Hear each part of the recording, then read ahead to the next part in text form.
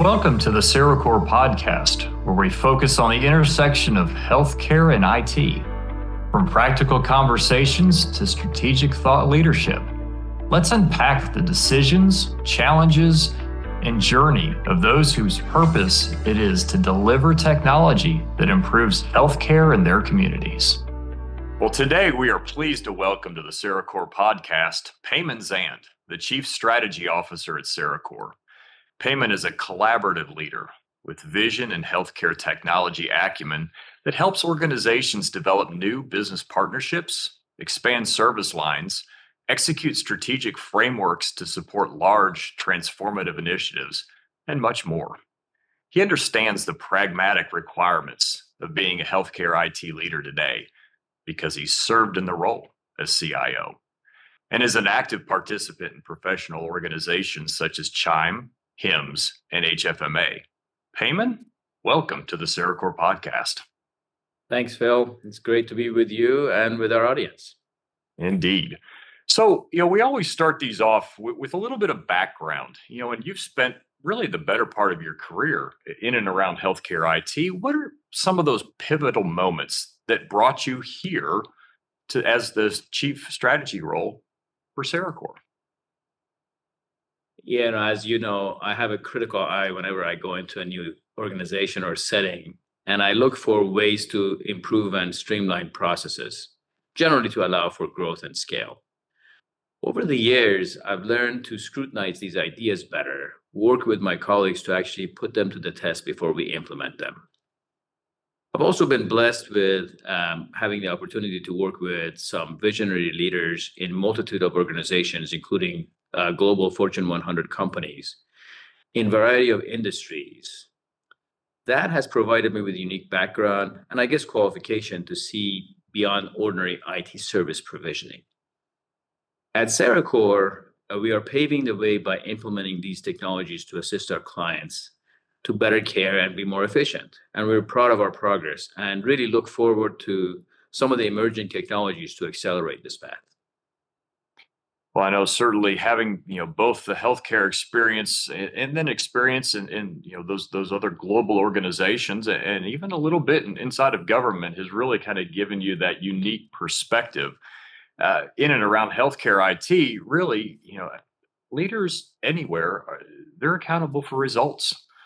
Strategic planning is really the cornerstone, at least in my opinion, to being able to deliver those results on a specific, measurable, and consistent basis. So maybe talk a little bit about some of the lessons that you've learned in and around that over the years. One of my favorite quotes is strategy without execution is hallucination. I think that quote is attributed to Thomas Edison. It's a very powerful statement.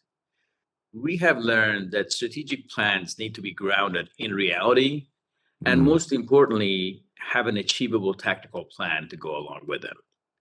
We live that mantra every day at CereCore. We have measurable and actionable strategies that are tied to a balanced scorecard. Then we go a step further and cascade those down to the organization and to every single line of business and make sure that they're properly aligned to our strategic goals.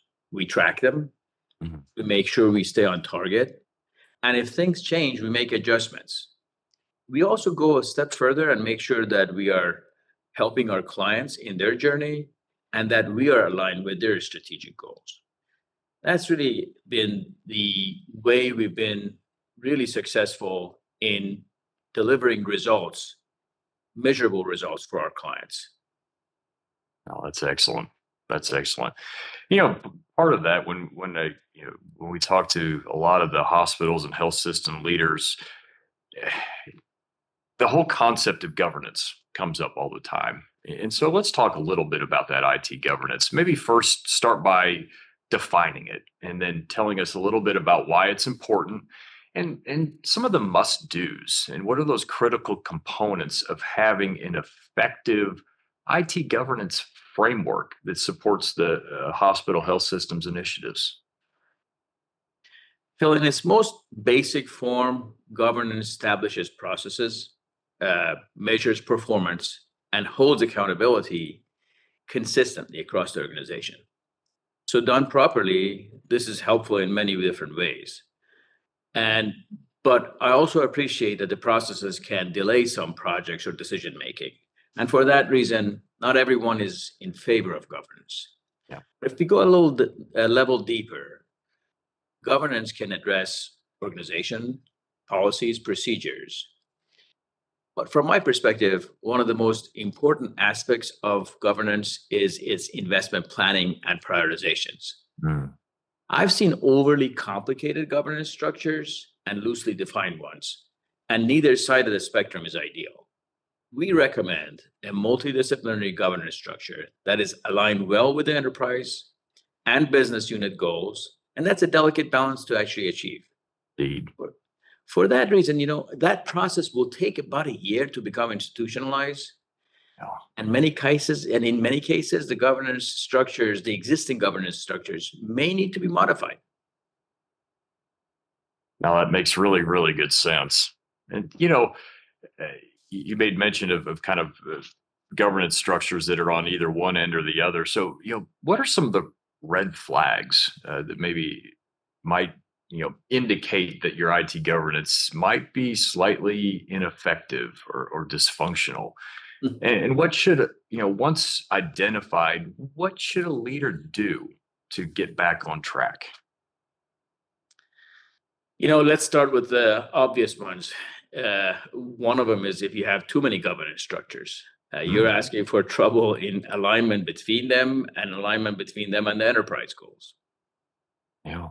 Two, if you purposely use governance to slow progress, as we talked about, you lose the trust of your peers. If you're single-threaded, we talked about a multidisciplinary approach, and if you don't have active participants from business or clinical side of the house. And finally, from my perspective, most importantly, is if your prioritization process is not tightly aligned with overall company objectives, again, as we talked about, and aligned to business goals. And, we know every organization has a certain level of governance already developed. Reassessing them is really a first step that I would go about. And secondly, I would say, put some formal process in place to make sure that those attributes that you prioritize or you make decisions on are tightly aligned to your overall organizational objectives. And there is a way to do that. And that's what we help our clients with.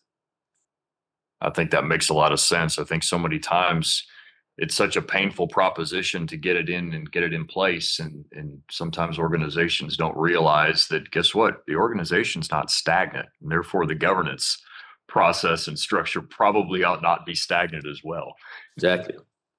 So, have you ever seen or been a part of a situation, where the governance might not have been quite there and therefore kind of the results were either going to be or were costly to an organization, and how were they able to resolve that? Yeah, great question. We got to dig a little deeper now. So we talked about the strategic alignments and performance measurements and all of that, but there are a few more that we got to talk about. So governance should be also concerned with value delivery, risk management, resource management. And so governance by itself is not an isolated process. It needs to be actively involved in the regular management or oversight of the major projects and programs. So we recommend that every major project in the organization should have regular stage gates that evaluates the changes to the value, to resources, to risks, to the cost. And from time to time, these projects need to be approved to either go to the next stage or not. This is really important before we go into, go live or operation, especially. And if those values change, then the leaders have the responsibility to make changes, including shutting down some of these projects, if that ROI, if the return on investment and the value model has changed. It's a hard thing to do for sure. But honestly, I think if the governance process is in place, like you said, that has the components that you were talking about, I think it makes those decisions for leaders a little bit easier and allows them to really point to a framework in front of the rest of the organization to help explain some of the reasons why they're making the decisions that they're doing. So certainly valuable insight there. We've got emerging technologies. Everyone's talking about AI. There's risks and threats like cybersecurity, tighter capital budgets, and just demands that seem to have no end. How might these pressures really change IT governance for organizations and leaders? Does it change some of the decision making there? Tell you a funny story. I was attending a session at a recent conference, and I heard the speakers recommend using governance to slow down the AI adoption. And this was so that the CIOs can get their arms around it. And I understand the reason why they were suggesting that.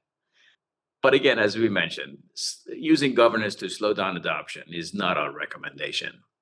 And although AI is a unique technology and can have major ramifications, will have major ramifications, it is not unlike any other emerging technologies that we've been dealing with. CIOs have been facing this conundrum for years. So we recommend kind of a stepwise process. Form an active task force that addresses these new technologies and implement it in smaller pilot phases across the organization. Make sure you have a good participation from, as I mentioned, different parts of the organization. This way, we're not using governance to slow things down. Rather, we're using it to better serve the organization by providing those pilots. And more importantly, we're actually taking a look at and seeing what other benefits that we can bring to the table, which may not have been identified at the beginning. And so the second part of your question was about, because of the capital budgets that are tight, et cetera. Well, that's exactly why we have these pilot projects, because then we can actually see if there is enough return on investment on any of these emerging technologies. I think that makes it's amazing how sometimes you have to put in the structures to bring the logic of a situation to bear. So, we've talked a little bit about measuring success, tracking progress, certainly reporting the results to stakeholders, board of directors. What should be in a healthcare IT leader's tool belt to do this effectively? Yeah, I think open and transparent communication is, definitely top of the list. And I'll use an example. I remember the Toyota CIO had a heat map outside of her office that showed the correlation between the projects underway, their progress, and their alignment with strategic company goals. In one view, anybody who was passing by her office could see how their projects were progressing, how well they were aligned to the company goals, and that was really a powerful tool. So we recommend this exact same kind of a transparency process. And obviously this is now all online. And so she does have it online. And anybody can see the decisions being made, and especially the reasons their project did or didn't get approved. Yeah. And current projects should really be openly discussed and their status shared. If you want to get the stakeholders buy-in, they need to have good visibility into that, what's happening across the organization. And that's one of the big things. That's why I said transparency and communication still is the underlying success factor. I think sometimes it's so simple, but at the end of the day, I think it's one of those things that sometimes, because it is so simple, it gets overlooked. So it's a great reminder for all of us.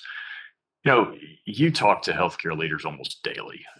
What do you wish they understood or understood better about IT strategy? Again, as we've talked, is that it doesn't exist on its own. It cascades from enterprise strategy. And most importantly, it's reasonable, achievable, et cetera. And that's, to be impactful. And as we just talked about communication, and by the way, the communication we just talked about, it's simple, but we can forget it. And we may not be, so we need to stay on top of it. I think those are the really two key areas that I would concentrate on. I think that's so valid. And honestly, it's once you institutionalize that and work across the C-suite in that capacity, that strategy becomes a little easier and certainly a lot more aligned. So, well, I know you pretty well, and you tend to be a pretty creative thinker from time to time. What's perhaps the most creative approach that you've ever taken or seen executed, really, when it comes to healthcare IT leadership or governance? I'll use a couple of examples. I was asked by CIO and C-suite to establish a governance for a healthcare system. And I asked them the question, I said, do you have a project prioritization process? And they said, yeah, we do. It's our capital planning each year.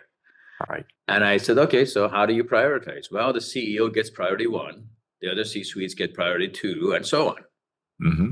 Well, the problem with that, it's lacking a lot of rigor in substantiating the alignment to the goals.